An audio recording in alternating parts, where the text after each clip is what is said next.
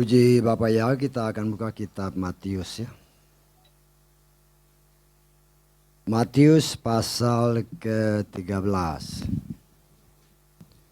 Kita akan baca mulai ayat 24 sampai 30. Matius 13 ayat 24 sampai 30. Kita akan baca semua ayat bersama-sama dan supaya terjemahannya sama, kita baca sebagaimana tertulis di dalam caption di depan ini ya. Matius 13 ayat 24 sampai 30, kita baca bersama 3-4. Dia memaparkan sebuah perumpamaan yang lain kepada mereka sambil mengatakan, kerajaan sorga diumpamakan dengan seorang yang menabur benih yang baik di ladangnya. Namun sementara orang-orang itu tidur, datanglah musuhnya dan menaburkan benih lalang ke tengah-tengah gandum itu, dan dia pergi. Dan ketika tunas bertumbuh dan menghasilkan bulir, lalu tampaklah juga lalang itu. Dan seraya mendekat, hamba-hamba majikan itu berkata kepadanya, Tuan, bukankah engkau menaburkan benih yang baik di ladangmu? Dari manakah kemudian dia menghasilkan lalang? Dan dia berkata kepada mereka, seorang musuh telah melakukannya. Maka para hamba itu berkata kepadanya, jadi maukah engkau kami pergi untuk mengumpulkannya? Namun dia berkata, tidak, jangan-jangan dengan mengumpulkan lalang itu, kamu akan mencabut gandum itu bersamanya. Biarlah keduanya tumbuh bersama sampai masa penuaian. Dan pada saat penuaian, aku akan berkata kepada para penuai, kumpulkanlah pertama-tama lalang itu dan ikatlah semua ke dalam berkas-berkas untuk membakarnya. Tetapi kumpulkanlah gandum ke dalam lumbungku. Amin. Silakan duduk. Puji Bapak Yahweh, kita mengucap syukur karena waktu yang sudah Tuhan buka bagi kita, waktu sudah semakin dekat ya. Berdasarkan rahasia-rahasia firman yang Tuhan bukakan bagi kita di tempat ini. Ya. Walaupun mungkin ada orang ya. Itu kan tafsiran si gembala. Ya. Banyak orang yang menafsirkan ya.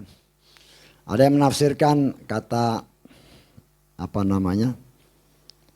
nabi-nabi ini, rabi-rabi ini segala macam tentang kedatangan Yeshua. Tapi saya percaya kita mengucap syukur apabila di tempat ini yang dibukakan oleh Tuhan bukan karena kata rabi, kata nabi, kata orang-orang yang menamakan diri, mungkin orang-orang yang pintar. Tapi yang dibukakan kepada kita adalah sebagaimana tertulis kata Yeshua Masiha. Ya. Sehingga Yeshua sendiri juga mengajarkan kepada kita untuk kita boleh main hitung-hitungan. Ya. Dan bukan sesuatu hal yang kebetulan apabila ini juga dibukakan tentang gandum dan lalang. Ya, gandum dan lalang. Di sini kita melihat cara Tuhan. Untuk semakin hari semakin kita disempurnakan.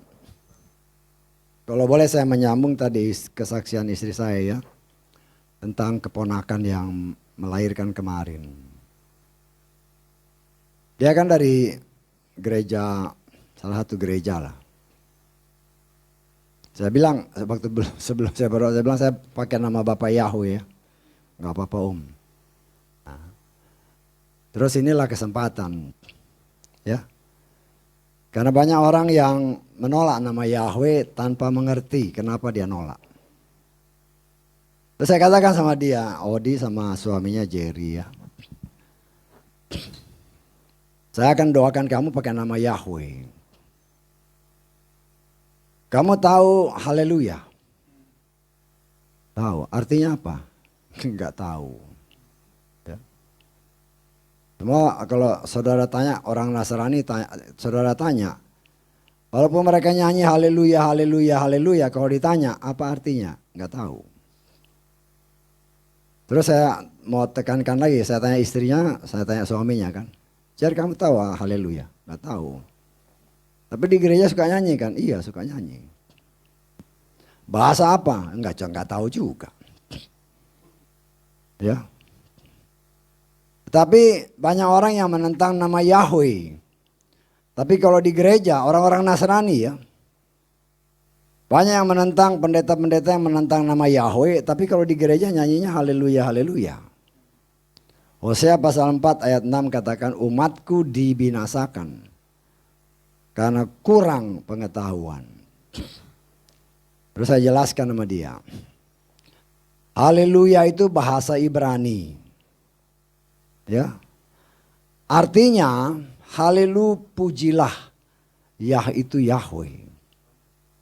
Jadi setiap kamu menyanyikan haleluya, sebenarnya kamu memuji Yahweh. Tuhan kita tidak sama dengan Tuhan orang-orang kepercayaan lain ya.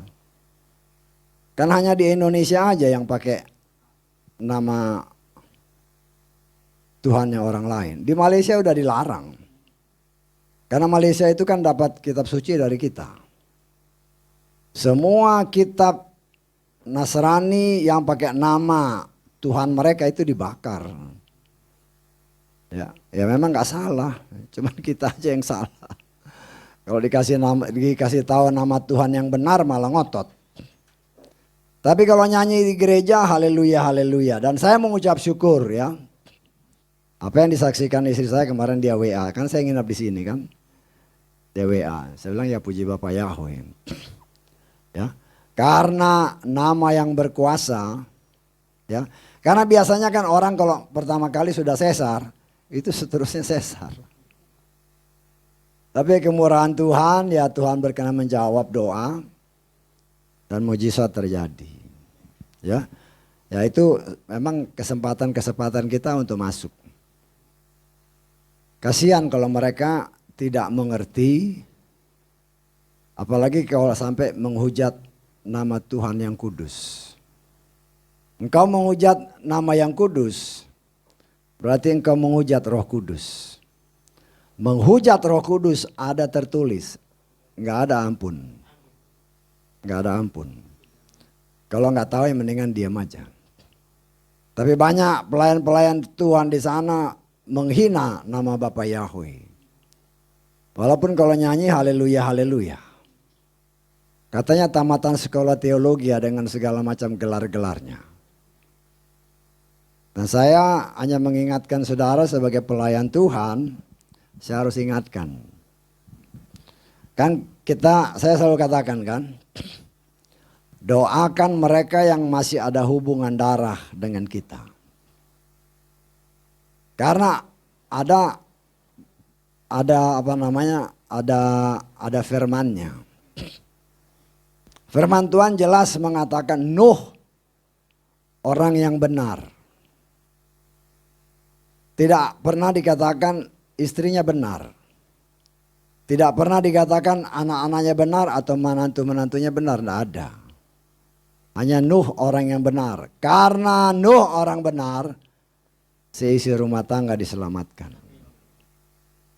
Saudara dan saya sudah dibenarkan karena iman percaya kepada Yeshua Masiah. Kata Roma pasal 5 ayat 1 dan seterusnya. Nuh orang benar dan kita orang yang dibenarkan. Karena itu doakan semua yang ada hubungan darah dengan kita. Sehingga oleh kasih kemurahan Tuhan, kalau Nuh dan keluarga diselamatkan, keluarga besar kita pun diselamatkan. Ya, jadi banyak, kita bebannya banyak. Terlebih kita oleh kemurahan Tuhan dibuka sama Tuhan kan, bahwa waktunya itu nggak sampai setengah jamnya Tuhan. Ya kurang lebih setengah jam. Ya, kurang lebih setengah jamnya Tuhan. Kita kan sudah hitung kan 1000 tahun, satu hari 1000 tahun, 1 jam sekitar 42 tahunnya kita. Tapi berdasarkan Matius pasal 24 tidak lagi 1 jam. 1 jam Tuhan ya. Hanya tinggal sekian tahun. Dan masih ada pertanyaan. Kita belum tahu berapa waktu yang diperpendek oleh Tuhan. Kan dikatakan dalam Matius 24 juga waktunya dipersingkat. Ya, karena itu bukan lagi waktunya main-main.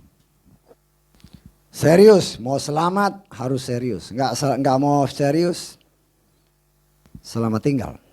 Ya. Nah, saudara yang dikasih oleh Bapak Yahweh, saya ya memang ayat-ayat firman yang kita baca ini Tuhan kasih ya. Saya kan selalu bertanya, Tuhan apa sih yang mau Tuhan kasih? Karena waktunya kan sudah semakin dekat. Karena firman Tuhan katakan tidak ada sesuatu yang tersembunyi yang tidak dibuka. Terlebih pada akhir zaman dan kepada orang-orang pilihan Tuhan. Jadi semuanya Tuhan mau buka. Hanya tergantung kita. Ya. Maukah kita menerima pembukaan rahasia firman Tuhan atau enggak, kan gitu kan. Dan saya percaya ketika kita mau menerima pembukaan rahasia firman Tuhan, kita baca dalam Matius 10 ayat 26. Oleh karena itu janganlah kamu takut akan mereka, sebab tidak ada satupun yang tertutup yang tidak akan disingkapkan, dan yang tersembunyi yang tidak akan diketahui. Ya, saudara dan saya sebagai orang-orang pilihan Tuhan, Tuhan mau buka. Ya, di dalam Matius 13 ini juga ayat 11 kita lihat ya. Matius 13 ayat 11. Seraya menanggapi, Yesua berkata kepada mereka, kepadamu sudah diberikan karunia untuk mengetahui rahasia kerajaan sorga. Tetapi kepada orang-orang itu tidak diberikan. Ya, kepada orang pilihan Tuhan, Tuhan berikan. Dia buka, dia buka, dia buka. Supaya Tuhan menggenapkan firman-Nya. Ya. Ingat, Tuhan itu setia kepada firman-Nya. Dia bukan setia kepada orang. Kalau kita setia kepada firman, maka apa yang dijanjikannya itu akan terjadi dalam hidup kita. Tetapi kalau kita tidak setia kepada firman, out. Karena banyak orang di luar sana kan, sebagaimana tertulis dalam kitab Timotius kan. Seringkali orang berkata, walaupun kita tidak setia, Tuhan setia. Nah, ini yang banyak menyesatkan orang. Saya harus jelaskan berulang-ulang karena waktunya sudah semakin dekat. Jangan sampai kita beranggapan, karena banyak di luar sana orang-orang memberitakan, walaupun saya nggak setia, Tuhan tetap setia. Ataupun ada yang berkata, walaupun saya kayak begini, Tuhan tahu isi hati saya. Ya memang Tuhan tahu isi hatimu, tetapi masalahnya engkau tahu nggak isi hati Tuhan, kan gitu. Jangan hanya lihat satu arah, ya. Isi hati Tuhan adalah dia setia kepada firman-Nya. Kalau engkau nggak setia sama firman-Nya, out. Nggak bisa nggak bisa ditolong lagi. Karena firman itulah yang menyelamatkan kita. Nah, saudara yang dikasih oleh Adonai Yeshua Mashiach. Saya kadang-kadang yang cari ini kan gandum, lalang gitu kan. Ya pengen tahu aja gandum tuh apa sih, lalang itu apa sih. Ya. Saudara mungkin seringkali suka ibu-ibu ya khususnya. Suka beli apa tepung terigu kan. Suka Kak? Nah, tepung terigu. Tepung terigu itu dari apa?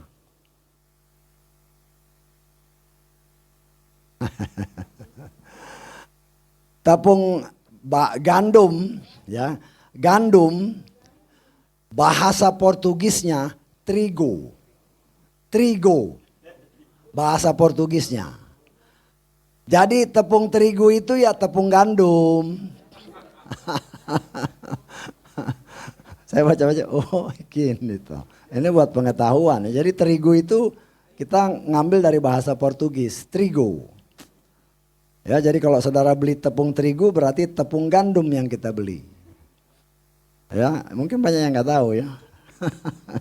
Tapi ya puji Bapa Yahweh, dan segala sesuatu yang ada di muka bumi ini itu bukan diciptakan untuk suatu kesia-siaan. Ya.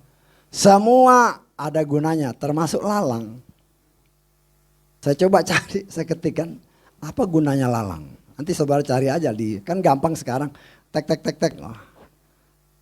Apa gunanya lalang? Ternyata akarnya itu banyak sekali dipakai untuk obat. Dulu waktu saya masih muda, ya sekarang sih belum terlalu tua, belum seperti Pak Simon Pak ya. Tapi ya masih bisa berdiri lah. Ya. Saya pernah dikasih tahu, mesti suka olahraga lari kan. Kalau lari, siapa yang anak-anak muda sekarang nih kalau mau lari, olahraga, ambil akar lalang dibersihin, terus kau taruh di bawah lidah. Oh ternyata memang saya baca, oh iya memang ada gunanya. Lalang itu punya banyak manfaat. Ya. Jadi saya hanya mau mengambil kesimpulan kalau dalam cerita yang kita baca tadi, ya. Lalang ini juga merupakan satu tanaman yang bisa menghambat pertumbuhan.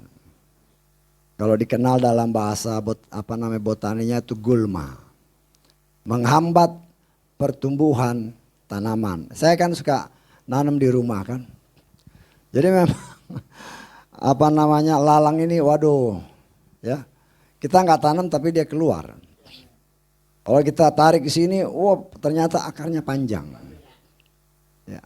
Jadi kalau mau dibersihin harus diangkat semua, dibersihin semua. Ya cuman ya itulah kan kadang-kadang ya kalau cuman sepetak begini sih nggak apa-apa. Cuman kalau luas kayak di rumah saya yang sekian ratus meter kan repot juga. Tapi ya kadang-kadang timbul kalau semangat kepengen ya. Cuman kalau udah mulai kerja sehari, waduh besok udah kecapean juga ya. Saudara yang dikasih oleh Bapa Yahweh, ya. Sekarang kita lihat kenapa sih Tuhan memberikan ayat-ayat ini, ya. Dikatakan kerajaan sorga seumpama orang yang menaburkan benih yang baik di ladangnya, ya. Berdasarkan ayat ke-38 dari Matius 13 ini. Ayat 38, ladang adalah dunia ini. Ya, ladang adalah dunia. Kalau saudara perhatikan benar-benar ayat ini sebenarnya sama dengan apa yang tertulis dalam kitab Kejadian. Tentang Adam, Hawa dan si setan. Ya. Si setan. Saya keinget ada yang pernah nanya salah satu ya jemaat ya. Karena di dalam kitab Wahyu dikatakan kalau gitu kita bisa sebut Yesua Lucifer. Karena Lucifer itu kan Lucifer, lux itu artinya cahaya. Vere itu artinya pembawa cahaya, pembawa terang. Ya. Tetapi setan itu bukan lagi Lucifer. Berdasarkan artinya setan ya setan itu si jahat. Dia bukan pembawa terang lagi. Bisa ditangkap maksudnya. Apalagi kalau kita mau menyamakan dia dengan Yeshua itu. Orang walaupun Lucifer itu sendiri artinya pembawa terang.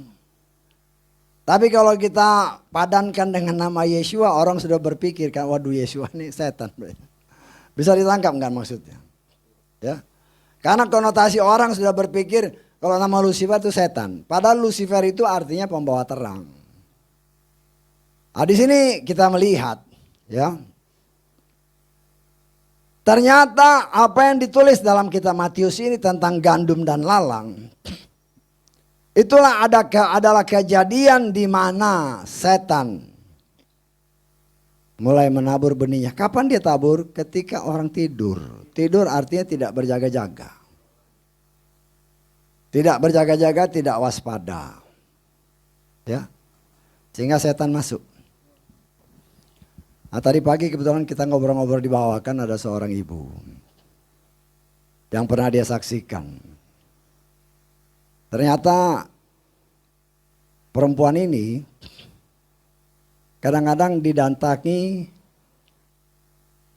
oleh, ya saya pikir orang roh jahat ya. Roh jahat, mereka melakukan hubungan suami istri. Saya mengucap syukur dengan cerita-cerita seperti ini. Kenapa? Karena ini sebenarnya meneguhkan apa sesungguhnya yang terjadi di Taman Eden. Bisa ditangkap? Ya. Karena firman Tuhan kan bilang, kan kalau saya buka ini di banyak orang, mana bisa setan kawin sama si Hawa? Nggak bisa, ngotot dia. Ya. Sekarang kan dibuktikan di dalam akhir zaman ini, walaupun dari dulu sudah pernah terjadi bahwa setan juga berhubungan dengan manusia. Jadi tadi pagi saya tanya, saya pancing kan. Iya, katakannya kadang-kadang orang setan ini datang dalam bentuk macam-macam. Ya. Dia berhubungan dengan perempuan ini.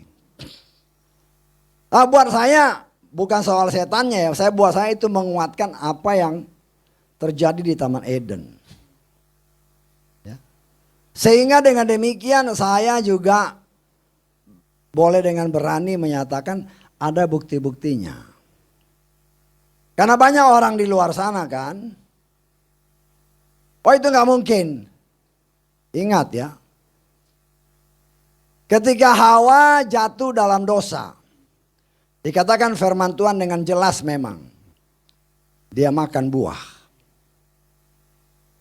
Ya, dulu zaman-zaman dulu itu yang berlakukan mata ganti mata, gigi ganti gigi, betul nggak? Nyawa ganti nyawa. Kalau dia makan, kenapa bukan mulutnya yang dihajar sama Tuhan? Betul nggak? Tapi apa yang dihajar Tuhan? Ketika dia melahirkan akan sakit. Nah, itu harus jadi pertanyaan, kenapa? Kenapa? Kita diberikan hikmat. Ada tertulis tadi dikatakan, bagi kamu dibuka. Dan saya tidak pernah membaca satu ayat pun dari Kejadian sampai Wahyu yang menyatakan bahwa Kain itu adalah anaknya Adam. Tidak ada ayatnya. Sama sekali tidak ada ayatnya. Ya. Dan inilah lalang. Ketika manusia tidur, ketika Hawa tidak berjaga-jaga, benih si setan ditaburkan. Dalam Kejadian 6 juga kita melihat. Ketika anak-anak Tuhan melihat anak-anak perempuan manusia cantik-cantik, dia kawinin. Walaupun ada penafsiran, oh yang dimaksud anak Tuhan itu adalah anak-anak si Set. Saya bilang tidak bisa. Apa dasarnya? Oh, Set itu kan keturunan Adam. Dan keturunan Adam tidak ada yang diciptakan raksasa. Betul nggak? Tapi Kejadian 6 menyatakan ketika anak-anak Tuhan kawin dengan anak-anak manusia, yang lahir itu raksasa. Jadi saya percaya itu adalah malaikat-malaikat yang jatuh. Ya. Dan jelas kenapa dia lakukan gitu, dia ikut bosnya lah, si Lucifer itu, yang dulu namanya Lucifer. Sekarang namanya si setan. Sebaiknya kita jangan panggil dia Lucifer lah, karena Lucifer itu dia arti namanya itu pembawa terang. Bilang aja si setan, si penuduh, si jahat, itu setan. Dengan pengikut-pengikutnya, kan banyak malaikat-malaikat yang jatuh. Jadi Saat gandum ditanam, sejak manusia ditaruh Tuhan di Taman Eden, setan juga menaruh benihnya. Sejak dari saat itulah timbul campur baur. Ya. Bahkan kalau saudara baca di dalam Kejadian pasal 6, ya, sangat luar biasa. Dikatakan oleh firman Tuhan, kita baca aja deh. Ya.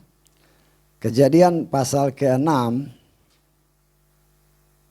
ayat ke-4. Saudara perhatikan kata-katanya baik-baik ya. Perhatikan baik-baik.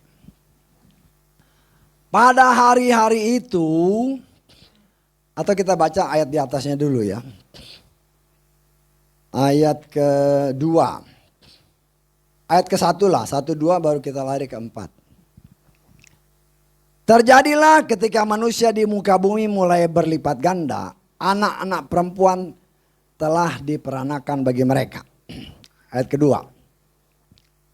Lalu anak-anak Elohim melihat anak-anak perempuan manusia bahwa mereka elok. Maka mereka mengambil istri-istri bagi mereka semua yang telah mereka pilih. Kita lengkap ayat ketiga. Ayat keempat. Ya. Pada hari-hari itu para raksasa telah ada di bumi. Perhatikan ayatnya ya.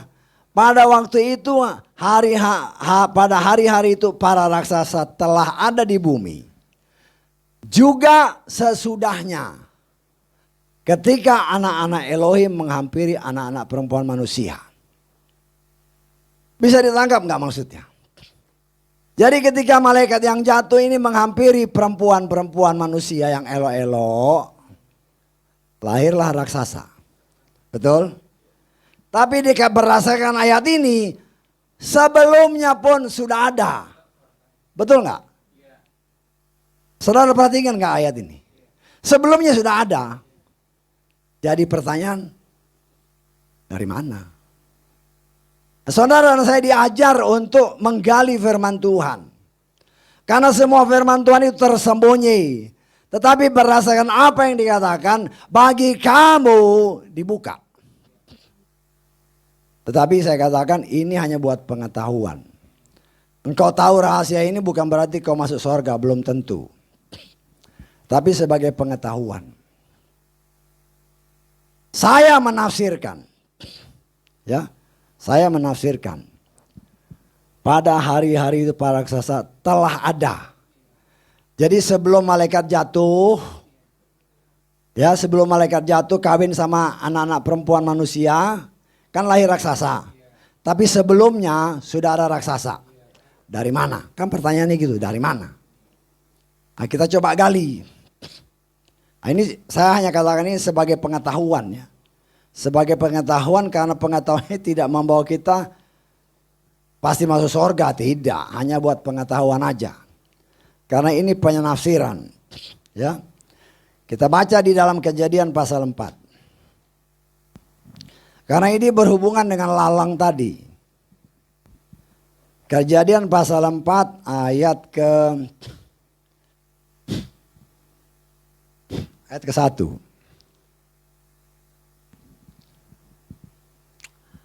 Adam bersetubuh dengan Hawa istrinya dan mengandunglah dia. Ini yang bikin orang jadi bisa salah menangkapnya. Ya. Adam bersetubuh dengan Hawa istrinya, mengandunglah dia lalu melahirkan Kain. Ya. Dan berkatalah dia di sini siapa? Ya siapa dia itu? Yakin Hawa? Kita belajar ini ya. Nanti kita lihatlah. Aku telah memperoleh seorang pria dari Yahweh. Ada bahasa Inggrisnya. Supaya tahu pakai bahasa Inggrisnya. Karena dianya bahasa Indonesia itu bisa perempuan bisa laki. Ya. And Adam knew Eve, his wife, and she conceived, and bare Cain, and Seth. Ini juga nggak ketahuan, tapi kalau dalam terjemahan ada NIV nggak di situ? Gak ada ya. Dalam NIV jelas she. She itu berarti Hawa. Ya, Hawa. Hawa yang ngomong, kita balik lagi ke terjemahan Indonesia. Hawa yang ngomong, ya. Aku telah memperoleh seorang pria dari Yahweh. Penafsiran saya. Penafsiran. Ya. Tapi saya tanya dulu. Hawa ini ngomong begini, aku telah memperoleh seorang pria dari Yahweh. Kapan dia ngomong? Setelah Kain lahir atau setelah Kain dewasa? Ini ujian ya, karena waktu itu kan pernah saya ini diuji lagi nih.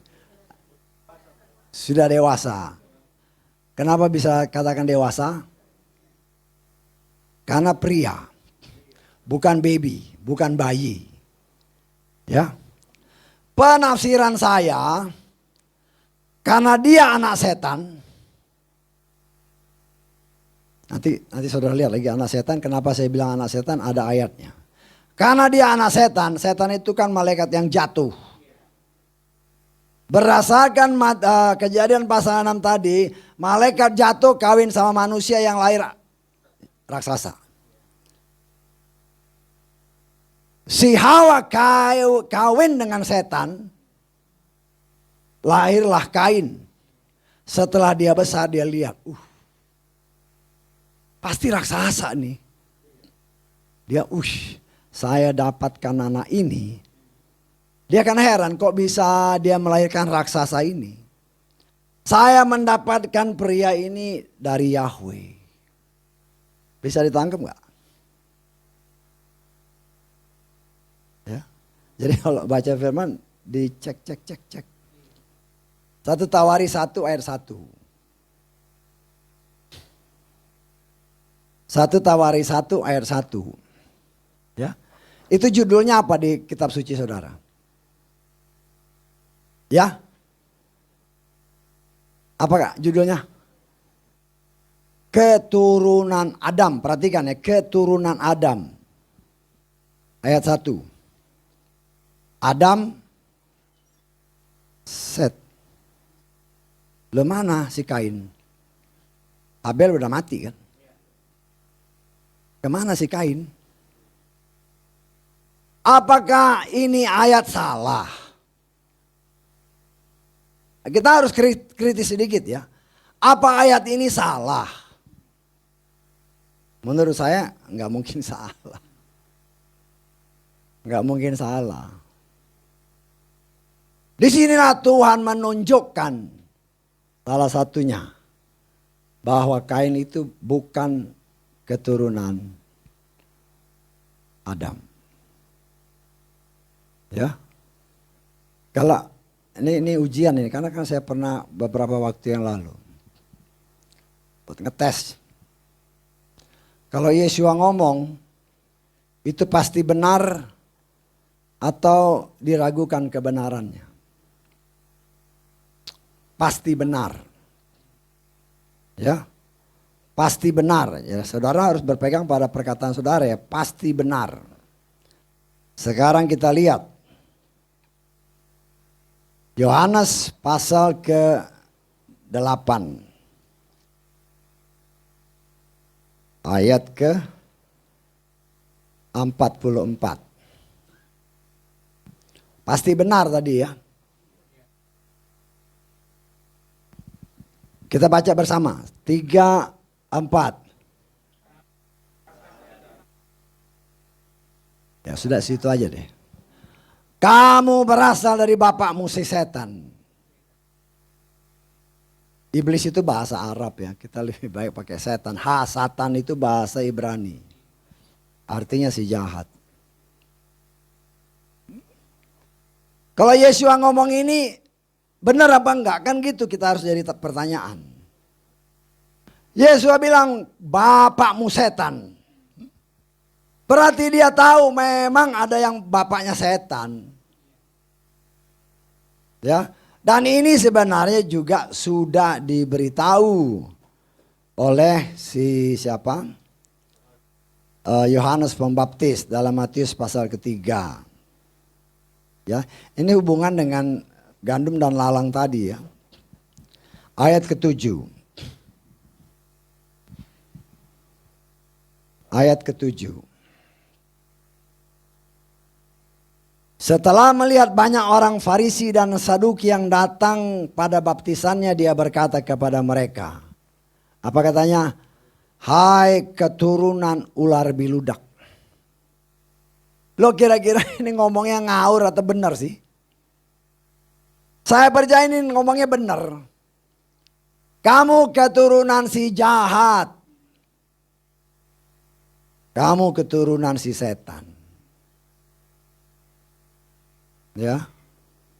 Dikuatkan lagi oleh, ini kan Yohanes Pembaptis.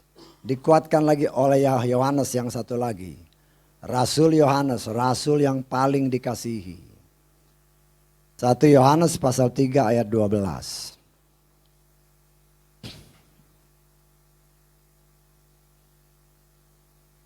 Bukan sebagaimana Kain yang berasal dari siapa?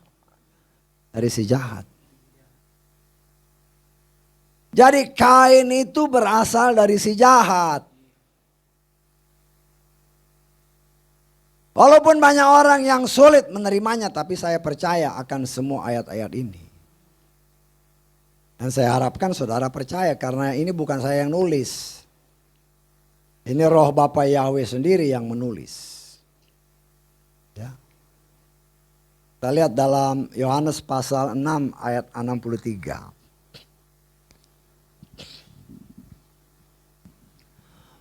Roh lah yang memberi kehidupan, daging sama sekali tidak berguna. Perhatikan ayat selanjutnya. Firman yang aku katakan kepadamu adalah roh dan dialah kehidupan. Jadi semua ayat-ayat yang saya beritahu saudara, yang kita diingatkan lagi, itu roh. Dan dia kehidupan. Dan Tuhan masih mau kasih tunjuk. Lalang itu sebenarnya sejak dari Taman Eden. Ketika Hawa tidak berjaga-jaga, dia memberi diri berkomunikasi dengan setan, setan masuk. Setan masuk. Pernah saya beri kesaksian kan? Saya nggak tahu saudara pernah baca apa nggak di medsos. Saya baca di medsos. Di Cina ada seorang suami istri punya anak kembar. Jadi waktu lagi kembar ya senang kan. Tapi si suami lihat ini kembar tapi kok agak beda mukanya. Ya karena dia percaya sama istrinya kan. Walaupun muka beda ya mungkin dari atas-atasnya kayak begini nggak tahu. Entah nggak disebut, entah lebih cantik atau lebih jelek nggak disebut. Tapi beda.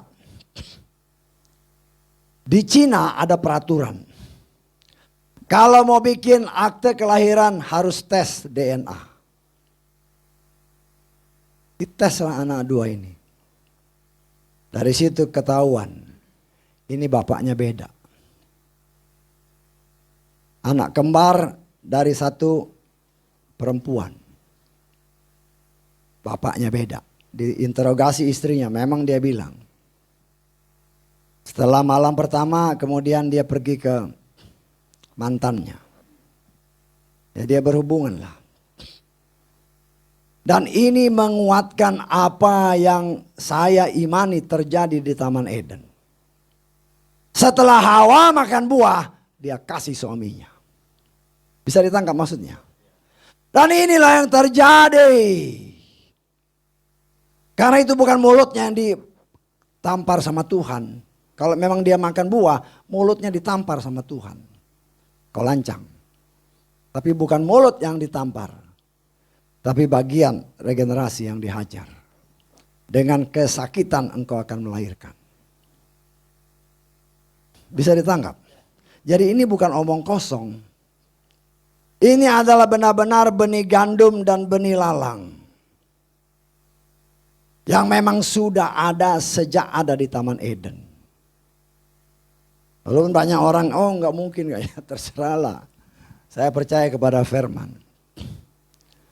Saya percaya kepada firman. Ya, karena firman itu adalah Yohanes 1 ayat 1 kan. Firman itu adalah Elohim sendiri.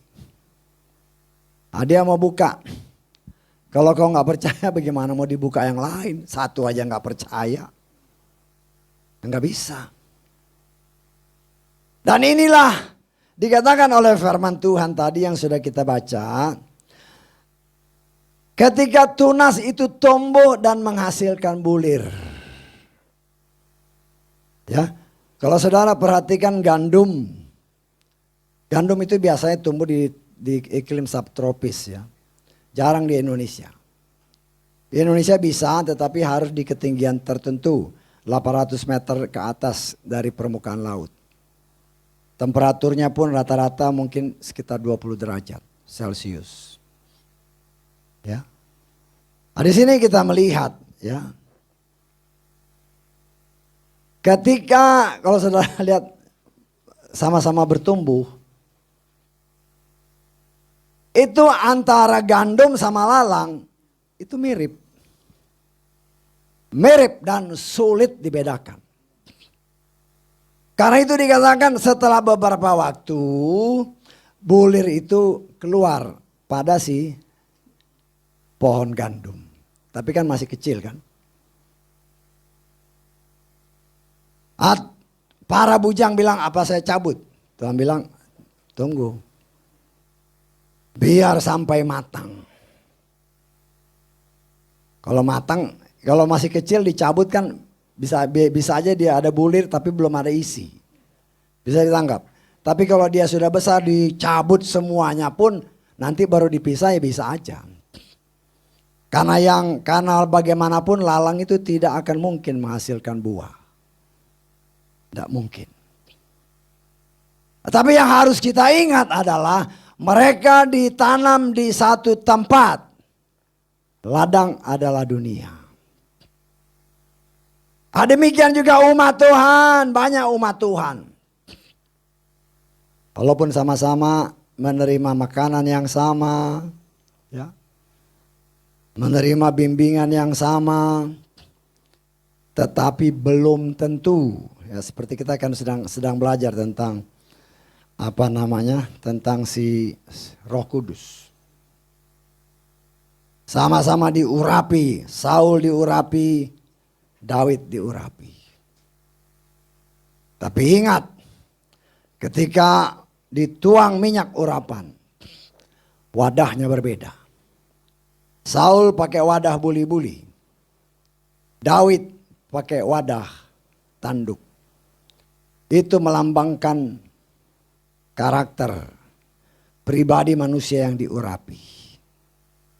Walaupun sama-sama menerima urapan, sama-sama menerima pengajaran, ya. Kita lihat di dalam 1 Korintus pasal 10 ayat ketiga keempat lah. Mereka semua telah makan makanan rohaniah yang sama. Mereka semua telah minum minuman rohaniah yang sama. Sebab mereka minum dari batu karang rohaniah yang mengikuti mereka. Dan batu karang itu adalah Hamasia. Terus ayat 5. Namun Elohim tidak berkenan kepada kebanyakan dari mereka. Karena itu mereka telah dicerai-beraikan di padang gurun.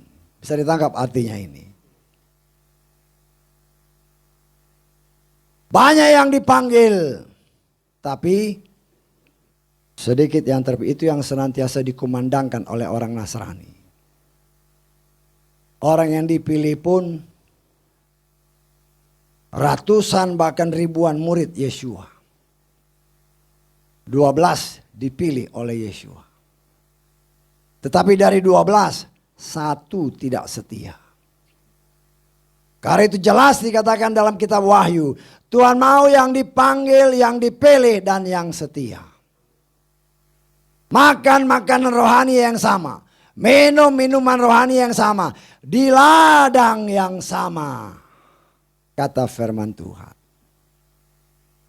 Tetapi di ladang yang sama, Di situ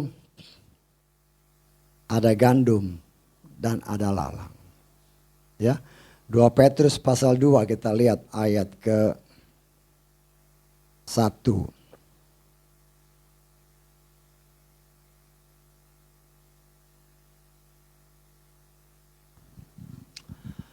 Para nabi palsu pun telah muncul dari antara umat.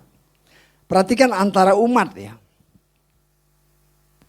Jadi muncul bukan dari luar tapi dari dalam. Ini firman bukan kata saya. Ya. Sebagaimana pula guru-guru palsu akan ada di antara kamu. Mereka lah yang akan memperkarakan sekte kebinasaan. Bahkan untuk menyangkal majikan yang telah membeli diri mereka. Sehingga akan segera mendatangkan kebinasaan pada diri mereka. Ya. Kemudian 1 Yohanes pasal ke-2.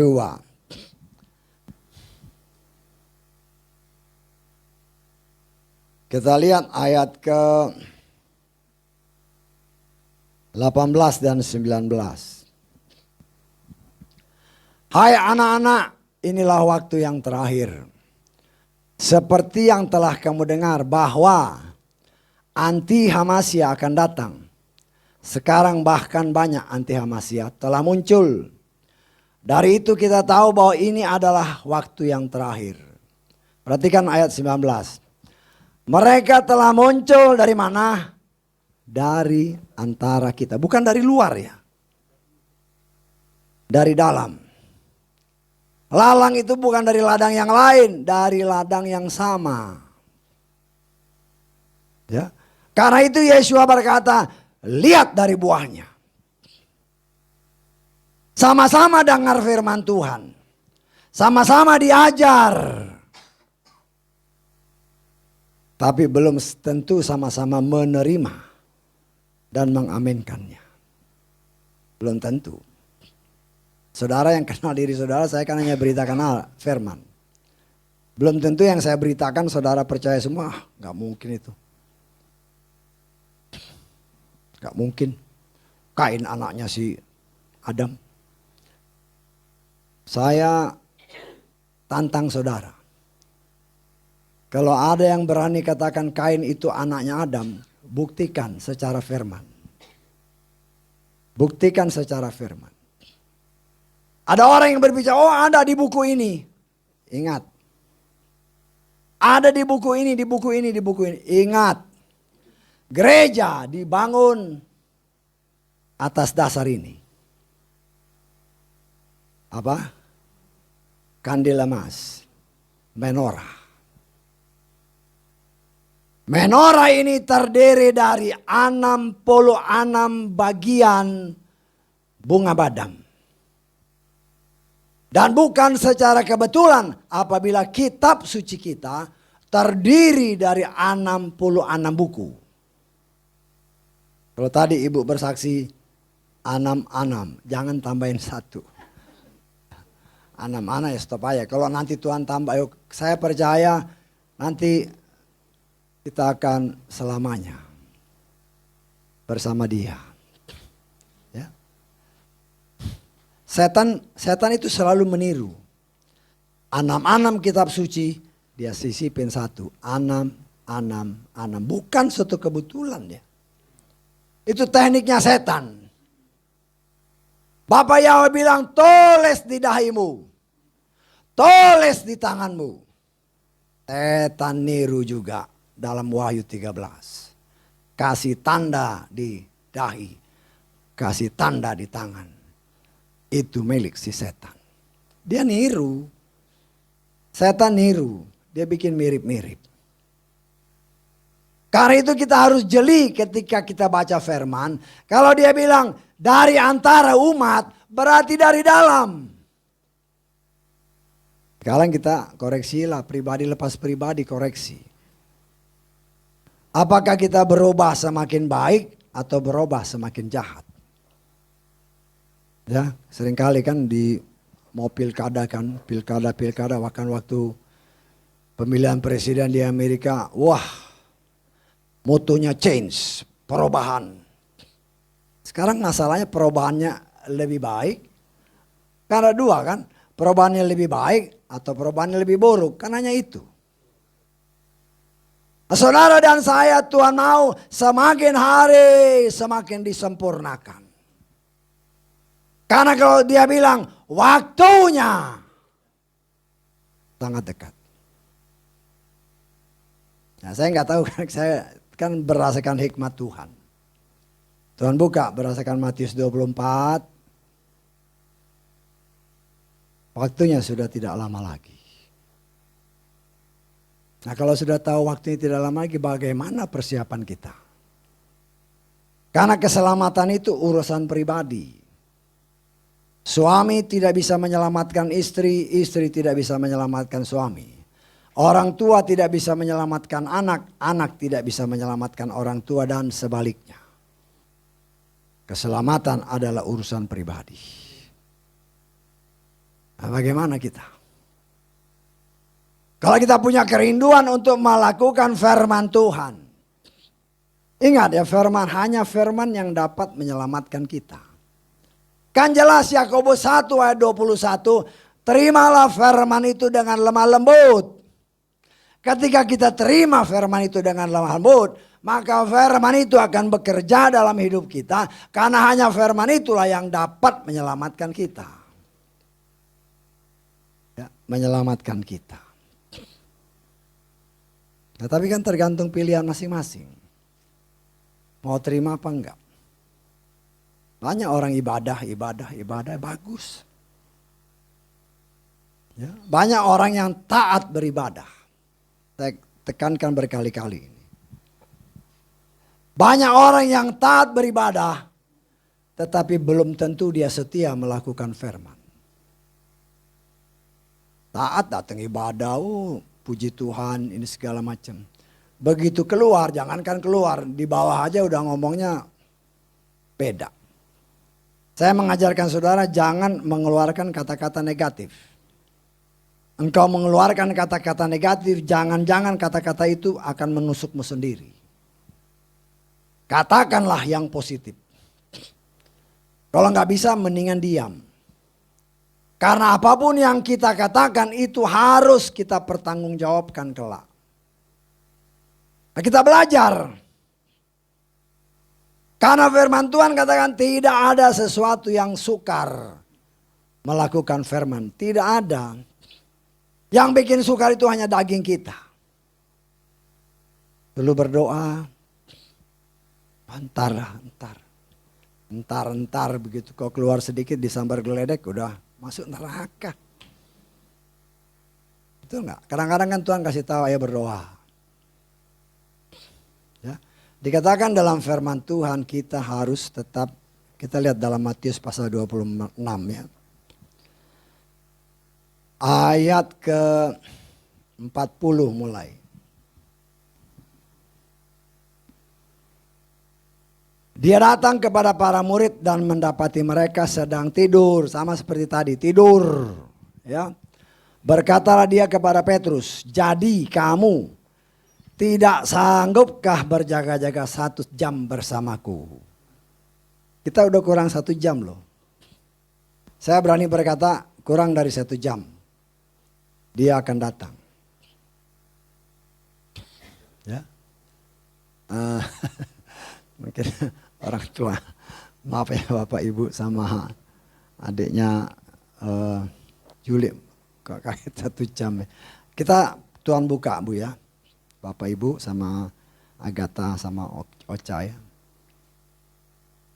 Ya paling sedikit jadi bekal. Kenapa saya bilang kurang dari setengah, ini kan bilang 1 jam. Sekarang saya bilang kurang dari setengah jam. Atau sekitar setengah jam lah. Ya. Di dalam, ya nggak apa-apa ya saya ulang sedikit ya karena ada. Supaya jangan, ini apa Pak? Dikasih tahu kok apa namanya. 1 jam, ini kita buka sedikit lah. Kita lihat Matius 24 ayat 32. Sampai 34. Pelajarilah perumpamaan tentang pohon ara. Bila mana rantingnya sudah menjadi lembut dan daun-daunnya bertunas, kamu akan mengetahui bahwa musim panas sudah dekat. Demikian pula lah kamu ketika kamu lihat semua ini, kamu mengetahui bahwa dia sudah dekat, sudah di ambang pintu. Perhatikan ayat 34. Sesungguhnya aku berkata kepadamu, generasi ini, generasi ketika tunas tumbuh, ya, sekali-kali tidak akan berlalu sampai semua terjadi. Ya. Tunas arah tumbuh itu melambangkan Yesrael. Bangsa Israel kembali muncul ke permukaan tahun 1948. Betul? Ya, 1948. Generasi ini, kata firman Tuhan. Tinggal kita hitung yang Tuhan maksud generasi ini berapa. Dulu kita pikir 40 tahun, 70 tahun, 80 tahun. Tapi ternyata bukan. Itu baru Tuhan buka beberapa waktu ini. Ya. Dalam kitab Kejadian 15.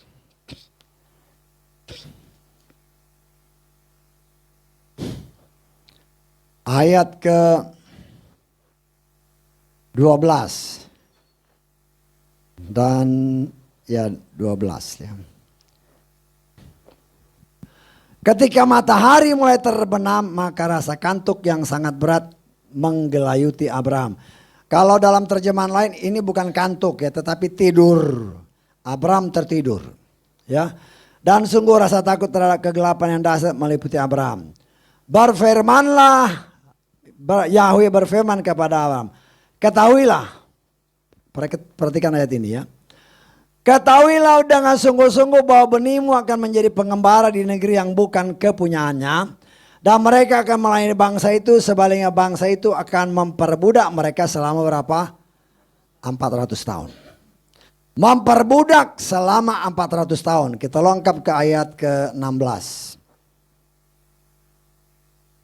Namun generasi yang keempat akan kembali ke sini. Berdasarkan ayat ini, 400 tahun, 4 generasi. Jadi satu generasi berapa? 100 tahun. Berdasarkan apa yang saya tulis di sini, ini kalau saudara baca di kitab Kejadian tentang keturunan Adam, keturunan Set ya. Saya bikin ini, kalau ada komputer lebih bagus. Ya. Tapi kalau ini kan saya bisa pakai di mana-mana. Ya. Dari Adam sampai Abraham itu 2000 tahun. Dari Adam sampai Abraham itu 20 generasi. 20 generasi 2000 tahun. Jadi satu generasi berdasarkan perhitungan yang kalau saudara nggak bikin ini itu tersembunyi. Tapi berdasarkan ini 2000 tahun dari Adam sampai Abraham itu 20 generasi. Tapi ngitungnya harus dari Abraham, jangan dari Set. Ya. Ngitungnya harus dari Abraham. Jangan tadinya saya juga pikir kalau dari Set nggak kena. Ya. Nah, kita harus juga hati-hati karena ada tertulis Yudas pasal 1. Ya Yudas cuma satu pasal ya. Yudas ayat 14. Juga kepada mereka ini Henoh generasi ketujuh. Henoh generasi ketujuh berdasarkan ayat ini. Jadi kalau kita hitung bukan dari Adam, ya kalau saudara bikin seperti ini, kalau saudara hitung bukan dari Adam, maka Henoh itu keturunan ke-6. Tetapi berdasarkan ini kan firman. Firman ini yang saya pakai. Berdasarkan ayat ini berarti saya harus hitung dari Adam bukan dari Set.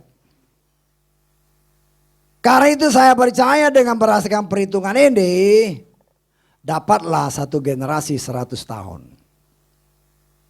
Satu generasi 100 tahun 1948 ditambah 100, 2048.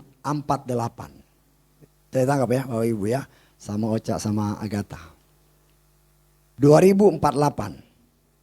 Berdasarkan ayat ini saya tafsirkan begitu. Walaupun kita lihat di dalam ayat ke-20 di Matius 24 ini ya, 22. Ya. Sekiranya hari-hari itu tidak diperpendek, maka manusia tidak akan diselamatkan. Tetapi karena mereka yang terpilih hari-hari diperpendek. Karena ayat ini berarti saya tafsirkan dan pasti benar. Karena itu Tuhan sendiri yang berfirman kan. Saya tafsirkan waktunya bukan 2048. Tapi lebih pendek. Lebih pendeknya ini yang kita belum tahu. Katakan 2048. 2048 sekarang 2020. Tinggal 28 tahun. Satu hari Tuhan, 1000 tahun manusia. Betul ya? Satu hari Tuhan sama dengan 24 jam Tuhan. 24 jam Tuhan sama dengan 1000 tahunnya kita. 1 jamnya kita, 1000 dibagi 24 didapat kurang lebih 42 tahun. 1 jamnya Tuhan. Sedangkan ini kan tinggal berapa? 28 tahun. Sehingga saya katakan sudah kurang dari setengah jam. Bisa ditangkap ya. Jadi mengerti. Nah, nanti digali lagi dalam firman. Supaya ini pendeta yang ngaur aja. Kalau saya salah kasih tahu. Tapi kalau kau asal ngarang-ngarang tidak berdasarkan firman, sorry. Segala sesuatu harus berdasarkan firman. Dan saya percaya kalau itu berdasarkan firman pasti benar. Hanya waktu yang diperpendek ini yang kita nggak tahu. Atau saya lebih baik menyatakan belum tahu. Karena saya percaya ketika waktunya sampai dia akan siap-siap. Artinya kita dikasih tahu dulu. Saya percaya orang pilihan akan diberitahu dulu. Karena ada tertulis. Tuhan tidak melakukan apapun tanpa memberitahu. Betul? Kepada para nabinya. Nah, kita imani semua itu.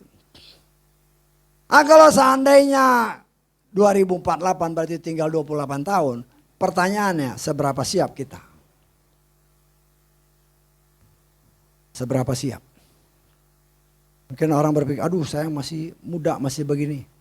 Karena enak food di atas. Semua sukacita. Seperti ayat-ayat firman Tuhan yang tadi dibacakan pada awal.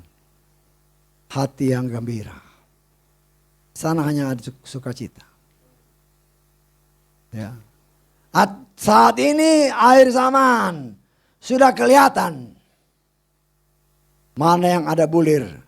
Yang mana lalang. Terlihat. Walaupun mereka banyak para pelayan Tuhan berkhotbah di sana. Tapi kan banyak pelayan-pelayan, wah kelihatannya melakukan mujizat. Tetapi di luar setelah ibadah kelihatan karakternya bagaimana. Hati-hati. Karena jelas dikatakan mereka dari antara umat. Banyak nabi palsu, banyak pelayan palsu, banyak pengajar palsu. Bagaimana kita bisa tahu dia palsu? Kita kan bisa tahu ini palsu, enggak, harus ada standarnya kan, betul nggak? Segala sesuatu harus ada standar. Kalau saudara bekerja di mana, saya lama di minyak aja, jadi tahu lah ada standar-standar. Patokannya begini, keluar dari ini, sorry, harus diulang lagi. Standarnya apa ya? Firman Tuhan. Karena itu sering kali saya katakan, kalau bersaksi, kalau menafsirkan harus ada ayatnya. Walaupun penafsiran kita ya mungkin tidak 100% benar. Tapi patokannya benar. Yang kita tafsirkan kan belum tentu benar semua. Kita menganggapnya benar. Tapi di hadapan Tuhan mungkin ya cuma 50%. Tetapi saya percaya Tuhanlah yang menyempurnakan semua. Karena itu seperti saya katakan. Saya mengucap syukur ada siaran ini ya. Karena seringkali di rumah saya cek lagi. Saya salah ngomong gak ini? Karena kalau saya salah ngomong saya harus kasih tahu lagi kepada saudara. Minggu lalu saya begini itu salah. Saya mengucap syukur. Ini nanti sore saya cek lagi. Jangan sampai salah keluar. Walaupun kita sudah berdoa. Karena ada tertulis dalam Yakobus pasal 3 ayat 1. Kita lihat ya. Hai saudara-saudaraku, karena mengetahui bahwa kita mendengar penghakiman yang lebih besar. Perhatikan ayat selanjutnya. Janganlah banyak orang yang mau menjadi guru. Banyak orang yang mau menjadi pemberita firman itu guru ya. Kau salah memberitakan firman, hukumannya 2 kali lipat. Ya. Karena itu saya mengucap syukur. Ada siaran ini saya dengar lagi yang pokoknya yang masih ketangkep saya dengar lagi. Nah, saya juga diberkati karena terus terang ketika saya memberitakan ini itu kadang-kadang terbuka begitu aja. Jadi saya dapat juga waktu memberitakan firman. Saya hanya baca-baca siap-siap Tuhan Tuhan bilang siapkan dirimu. Siapkan hatimu. Mulutmu aku yang kontrol. Mulutmu aku yang kontrol, apa yang harus kau beritakan aku ingatkan. Nah, itu cara saya ya. Masing-masing kan punya talenta masing-masing. Ada yang harus dicatat, ya boleh memang talentamu begitu. Tapi jangan sampai catatannya menghilang repot nanti. Nah, kita harus hati-hati. Memberitakan firman itu nggak boleh sembarangan. Karena itu untuk keselamatan, bukan saja yang menerima, tapi juga yang memberitakan. Salah kau ngajar, kena di sini. Apalagi waktunya sudah semakin dekat. Tuhan akan segera mengirimkan malaikat surgawi untuk mengumpulkan ini. Kita mau menjadi gandum yang berbulir, bukan lalang yang siap dimasukkan ke dalam neraka. Tetapi itu tergantung kepada pribadi lepas pribadi. Karena itu saya sebagai pelayan Tuhan, mari. Ya, kalau tadi kesaksian baca firman. Firman itu memang adalah kehidupan kita. Saya mengajarkan kepada saudara. Jangan jadikan ibadah itu kewajiban ya. Saya tidak mengajarkan saudara ibadah itu kewajiban. Engkau sekolah engkau wajib. Betul gak? Tapi kau sering bolos kan? Betul nggak? Tapi kalau kita jadikan ibadah itu kehidupan kita, itu beda. Kalau saya nggak ibadah, saya mati. Tapi itu kan harus keluar dari dalam hati nurani kita yang murni. Saya mau jadikan itu kehidupan saya. Karena saya butuh Tuhan. Terlebih kan dunia semakin jahat. Ya, semakin jahat. Dan kita melihat bagaimana pertolongan luar biasa dari Tuhan. Sejak masa-masa awal pandemi. Ini gak berhenti ibadah. Gak berhenti kan ibadah. Kenapa orang berhenti ibadah? Takut. Nah, saya percaya firman. Bukan kita sombong ya. Tetapi kita percaya firman. Satu ayat terakhir ini. Keluaran 23 ayat 25 dan 26. Perhatikan ayat ini baik-baik. Kamu harus beribadah kepada Yahweh Elohimmu. Ini perintah ya. Jadi kalau dibilang Torah, Torah itu artinya ketetapan, aturan dan perintah Tuhan. Ya. Kalau tadi berkali-kali disebut Torah. Sedangkan ada ajaran-ajaran di sana mengatakan, oh Torah nggak berlaku lagi. Siapa bilang Torah nggak berlaku lagi? Yesua sendiri berkata, aku tidak meniadakan Torah, tetapi menggenapinya. Yesua dan para nabi, para rasul, semua ajaran mereka didasarkan pada Torah. Karena itu bila dikatakan dalam Torah, kamu harus beribadah kepada Yahweh Elohimmu, harus. Dan dikatakan, ini janji Tuhan. Yahweh pasti memberkati roti makananmu dan air minumanmu. Dan Dia pasti menjauhkan penyakit dari antaramu. Tidak ada yang keguguran, tidak yang mandul. Ini janji Tuhan. Bukan kita sok-sokan orang di luar sana, ya biarin aja. Karena mereka nggak percaya Yahweh. Banyak kan gereja yang tutup. Kemana imannya? Bukan kita mau sombong, tidak. Kita berdasarkan ayat ini. Dia akan menjauhkan. Kita kan nggak bisa lihat itu virus. Nggak bisa. Seperti yang saya katakan kemarin itu kan. Ya, kemarin juga firman Tuhan, ada APD Tuhan yang menjaga kita. Kita nggak bisa lihat. Nggak bisa. Tetapi perlengkapan dari Tuhan itulah yang menjaga kita. Karena kita mau mentaati perintahnya. Jadi hidup kita harus berlandaskan firman. Berlandaskan batu karang yang teguh. Waktunya sudah tidak lama. Karena itu mari terus persiapkan diri. Nanti di rumah koreksi lagi. Tanya sama dirimu. Ya pribadi lepas biar kalau lagi daripada ngelamun yang ngelantur ngelantur kan berpikir. Apa yang sudah aku bikin untuk Tuhan? Tanya ya, apa yang sudah aku buat untuk Tuhan? Kemudian dibalik, apa yang Tuhan sudah buat saya? Oh, unbalance. Begini kali. Atau mungkin 90 derajat. Kita lebih banyak terimanya daripada kita memberi. Karena itu ya dengan kita belajar mengoreksi diri. Kita diingatkan, oke, berilah yang terbaik. Tuhan itu tidak minta macam-macam. Lakukanlah firman Tuhan dengan taat dan setia. Kalau kita lakukan firman Tuhan dengan taat dan setia, Dia pasti memberkati kita. Haleluya, amin. Mari kita bangkit berdiri.